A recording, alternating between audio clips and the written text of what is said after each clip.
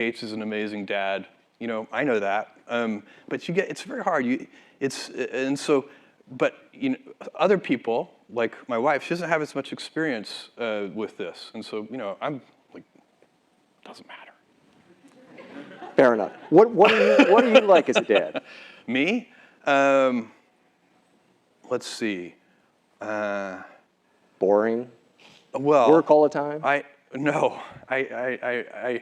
am I? I have 3 boys and a girl. The oldest is 14. He was the last person in his class to get a smartphone, which he reminded me of frequently. When the second to last person got a smartphone, he sent an email message to all of his classmates that said, "And then there was one."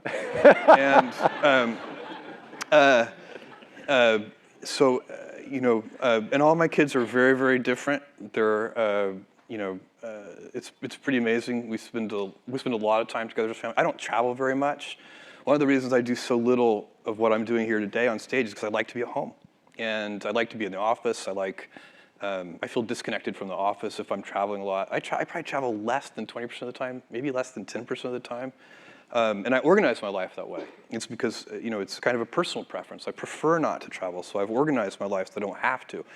I always tell our most senior executives at Amazon, because you're a senior executive, you have more control over your environment, and you should have less stress. If senior executives are saying I'm so stressed out, I tell them, look, you shouldn't be stressed out. Stress comes from a lack of control. And you should have, because you're a senior exec, you have more control of your environment. Figure out what it is that's causing you stress, and figure out how to do less of it. Bring somebody on your team who's good at that or who likes doing it, and have them shore you up in that regard. So I'm very, very lucky. I'm lucky in so many ways, but I won a lot of lotteries in life, and I'm not just talking about Amazon. It's a certain kind of financial lottery for sure. But I have won so many lotteries. I mean, my parents are both amazing role models. My grandfather, my mom had me when she was 17, which she says, don't do that. It's not it's not her reco.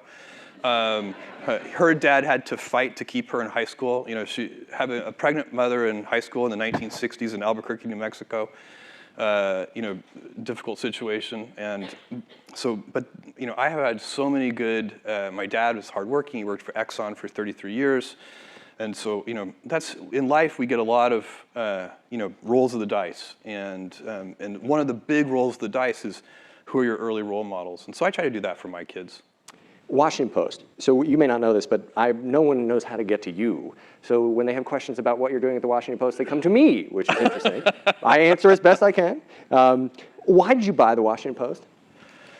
Well, first of all, I was not seeking to buy a newspaper. I wasn't like out there, you know, in the market for, you know, pounding the pavement. Anybody got a newspaper for sale?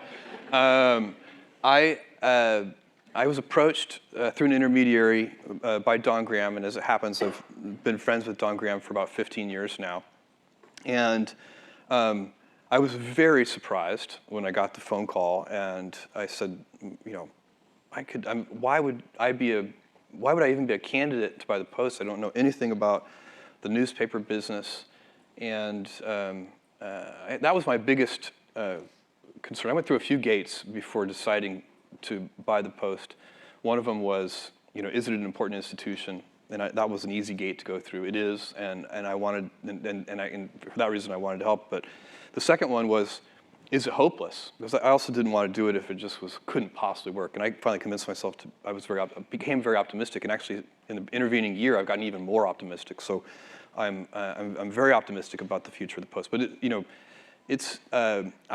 if it weren't an important institute, I wouldn't want to, for example, you know, there are financial difficulties in all newspapers because of the radical disruption that the internet has caused to traditional newspapers. It used to be that, you know, if you were a one newspaper town, that thing was a printing press for money. You know, it was just, the newspapers in one newspaper towns just spun off cash, huge amounts of cash. And that's just not true anymore. The world has completely changed. And advertisers have tons of options for how to reach people in local areas, so there's, you know, many. We could talk for an hour on just that topic. It's a very interesting one. But the internet has radically disrupted traditional newspapers, and so there's a lot of